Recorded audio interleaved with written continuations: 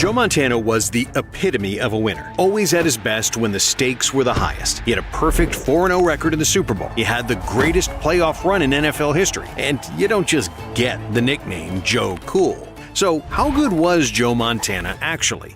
To understand how good he was, we need to go back to the beginning in western Pennsylvania, the home of legendary quarterbacks like Johnny Unitas, Joe Namath, Dan Marino, and Jim Kelly. Montana grew up 30 miles south of Pittsburgh in the working-class town of Monongahela. He attended Ringgold High School in Carroll Township, where, in his junior year, he was named the starting varsity QB. And right away, he showed off his golden arm. Joe was a three-sport star at Ringgold, but it was football where he really separated himself. And it was his ability as a quarterback that had college scouts coming out in droves. After being recruited by many national powerhouse schools, he committed to Notre Dame because Montana's favorite player was Terry Hanratty, a local guy who played quarterback for the Steelers and the Fighting Irish. But when Montana got to South Bend, he had to wait his turn. He didn't see the field in his first season because Irish coach Ara Parsegian had a rule against playing freshmen. So Montana's first game experience came in his second season, and that's where his history of comebacks began. As a sophomore in 1975, he rallied the Irish past North Carolina and Air Force on the road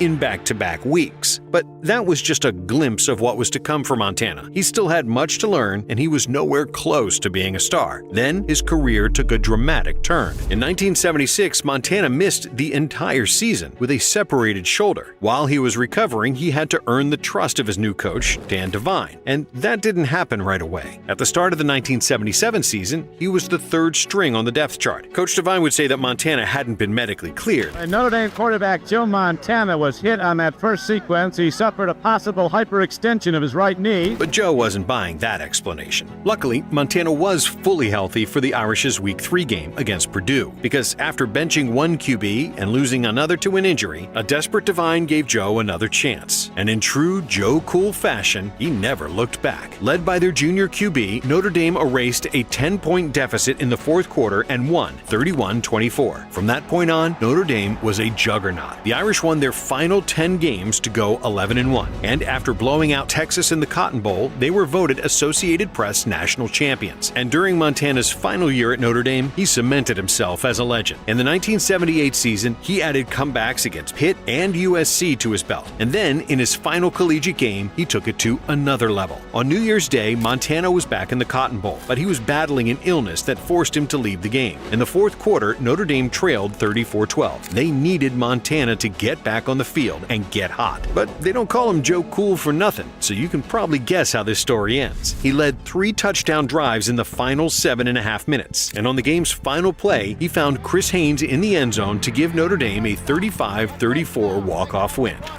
Unbelievable finish. After that performance, Montana was both the comeback kid and a solid NFL prospect. So, in the 1979 NFL Draft, the 49ers selected him in the third round, 82nd overall. But just like at Notre Dame, Montana didn't get to start right away in the pros. That job belonged to another young QB, Steve DeBerg. Running head coach Bill Walsh's West Coast offense, DeBerg set NFL records for both completions and attempts in a season. He was third in the league in completion percentage, but he also threw more interceptions than TDs. The turnovers, combined with a terrible defense, added up to a 2-14 record for the Niners. That season, Montana took just a handful of snaps. He also saw time as the holder on kicks. In fact, his first NFL pass was on a fake field goal against the Los Angeles Rams. He started one game, but completed just 5 of 12 passes for 36 yards and was replaced by DeBerg. After that performance, people questioned if Montana could handle the NFL game, but in 1980, he answered those questions emphatically. At the start of the season, Montana was still backing up DeBerg, but by the midway point, an opportunity finally opened up. After a 3-0 start, the Niners lost 3 in a row. And when DeBerg threw 5 interceptions in Week 6 against the Dallas Cowboys, Solly Young in motion, DeBerg back to throw it.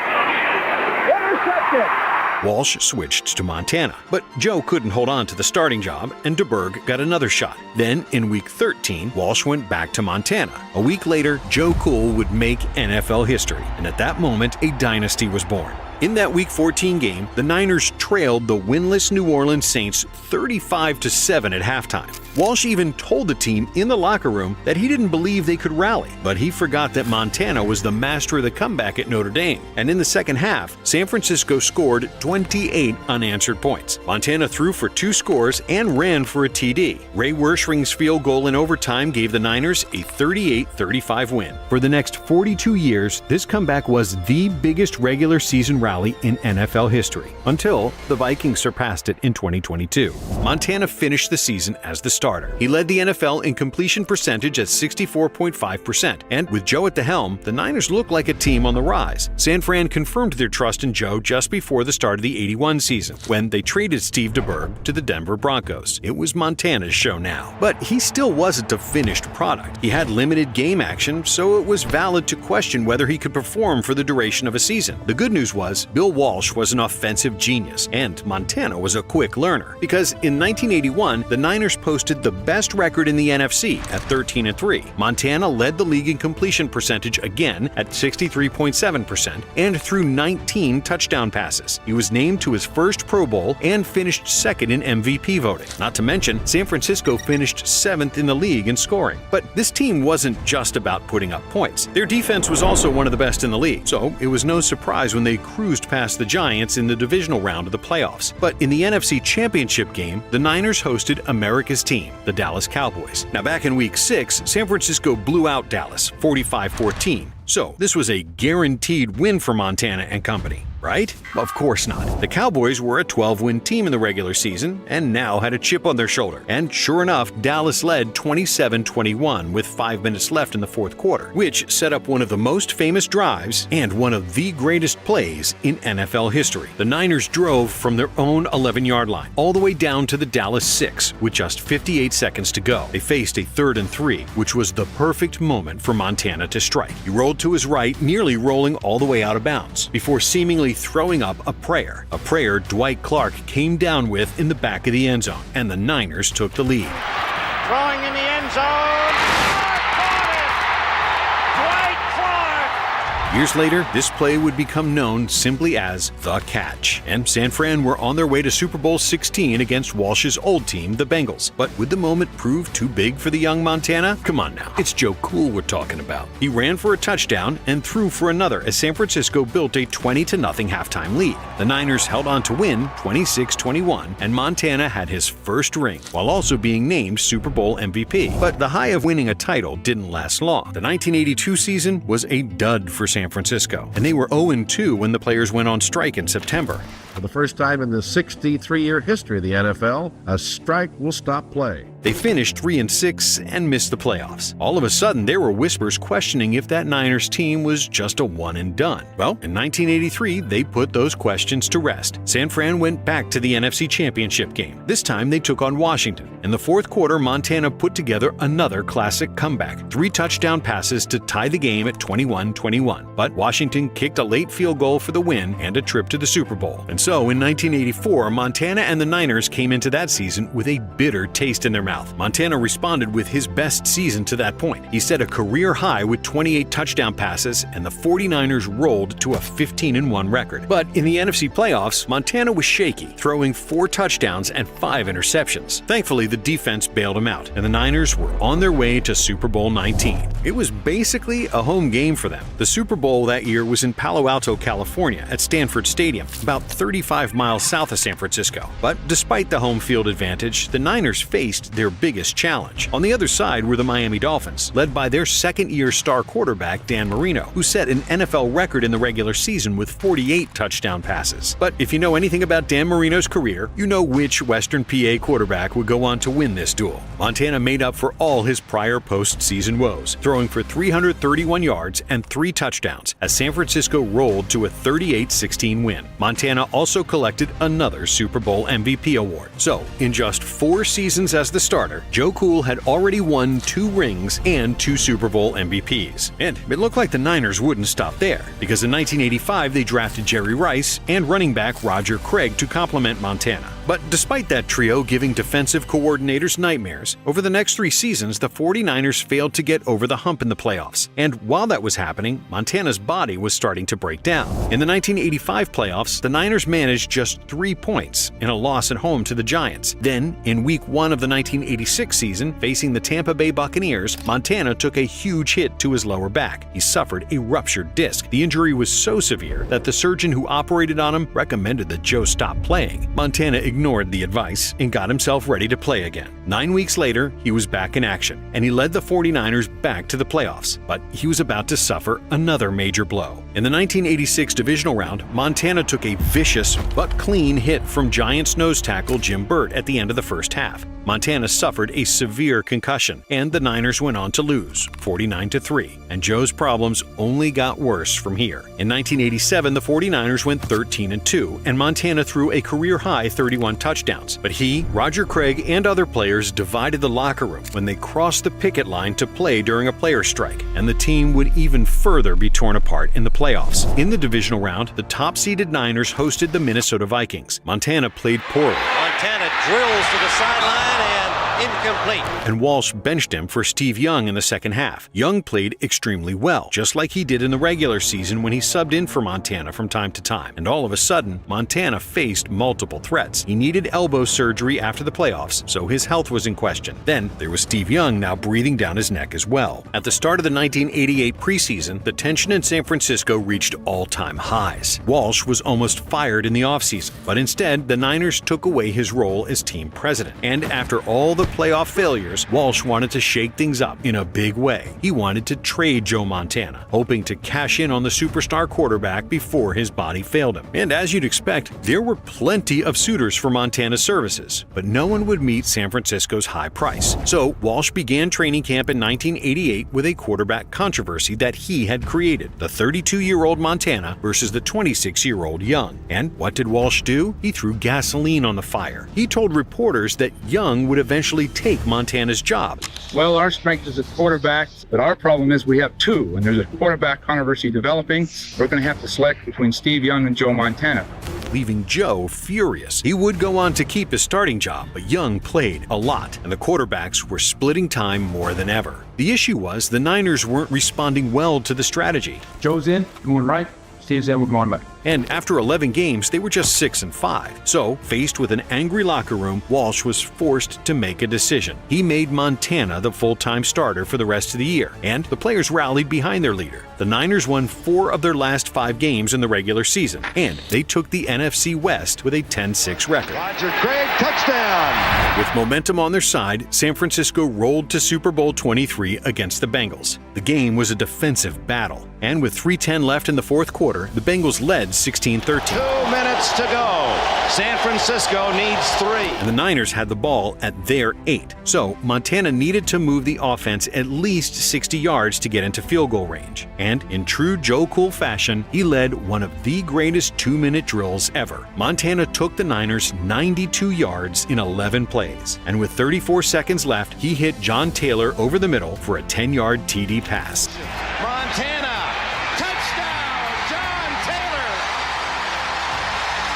With that comeback, Montana made Walsh a champion in his final game as an NFL coach. Walsh retired after 10 seasons in San Francisco. Montana and his teammates had grown tired of the coach's mind games, so they were eager to enter the post-Walsh era, and they were doing so as defending champions. So, in 1989, Montana and the 49ers felt like they had something new to play for. Under first-year coach George Seifert, San Fran tore through the league with a 14-2 record. They led the NFL in scoring at 27.6 points per game, and Montana was voted NFL MVP after completing a career-high 70.2% of his passes while throwing for 3,521 yards and 26 touchdowns. But all that was just the warm-up, because Montana was on an entirely different level than everyone else in the playoffs. He threw for 241 yards and 4 touchdowns as the Niners cruised past Minnesota 41-13 in the divisional round. Then he had 262 yards and 2 touchdowns in the conference championship, with San Fran winning 30-3 over the Rams. Rams. But Joe Cool always saved his best for last, and the Niners showed no mercy as they destroyed John Elway's Broncos in the Super Bowl, 55-10. Montana threw for 297 yards and a Super Bowl record 5 touchdowns. He tied Terry Bradshaw with a 4th ring, and he set a record with his 3rd Super Bowl MVP award. This is widely considered the greatest playoff run ever by a quarterback. Montana completed 78.3% of his passes and had 11 touchdowns to 0 interceptions. A perfect passer rating in the NFL is 158.3, and Joe had a 146.4 rating for the playoffs. In 1990, Montana continued his elite play. He set a career high with 3,944 passing yards and was voted MVP for the 2nd year in a row. The Niners also cruised to a 14-2 record, but they were leaning much more heavily on their ferocious defense than the year prior. They returned to the NFC Championship game, which was a slugfest dominated by the defenses. Early in the 4th quarter, the 49ers led the Giants 13-9 and had the ball. A touchdown would have sent San Francisco to a 3rd consecutive Super Bowl, but the New York defense kept that from happening. On a 3rd and 10 play with 10 minutes remaining, Montana was forced to scramble out of the pocket. Giants defensive end Leonard Marshall chased him from behind, and as Montana set his feet to throw, Marshall delivered a crushing blindside hit.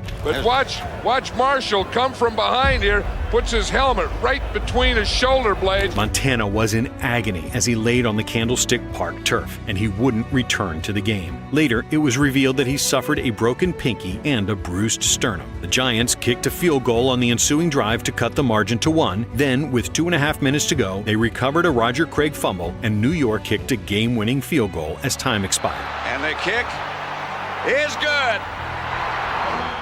And as Pat Summerall said on the CBS telecast, There will be no three-peat.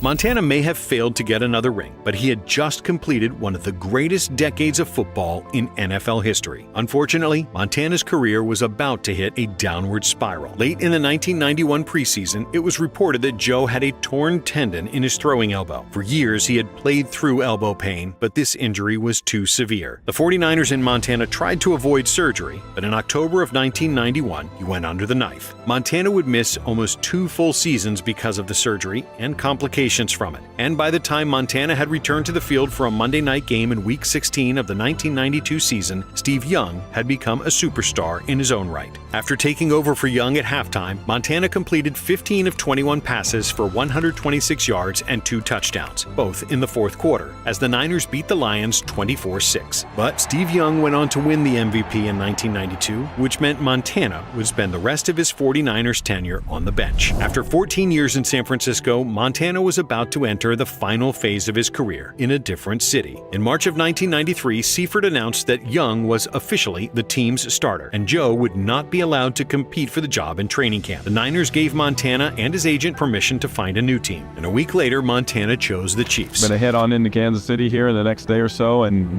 get busy. I got my playbook, and Mr. Hackett's looking for me all day. Kansas City was a playoff team and saw Montana as their missing piece. And so on April 20th, 1993, the 49ers traded Montana, defensive back David Whitmore, and a 3rd-round pick in 94 to Kansas City in exchange for the Chiefs' 1st-round pick in 93. With Montana on board, the Chiefs were ready to make a run. In 1993, KC won the AFC West at 11-5. In the divisional round, the Chiefs went to Houston to play the Oilers. Against a tough defense, Montana led 3 touchdown drives in the 4th quarter, and the Chiefs won 28-20. And so, it was on to the AFC Championship game. The Chiefs traveled to Buffalo to take on the powerhouse Bills for a trip to the Super Bowl. Joe Cool was brought in for this very moment. But in the 3rd quarter, with his team down by 2 touchdowns, Montana was hit by 3 Bills defenders as he attempted a pass. His head hit the frozen turf, giving him a concussion, and he did not return. The Chiefs lost 30-13. Then, in 1994, the Chiefs took a major step back. They finished 9-7, and while they made the playoffs again, they lost in the wild card round to the Dolphins. Chiefs season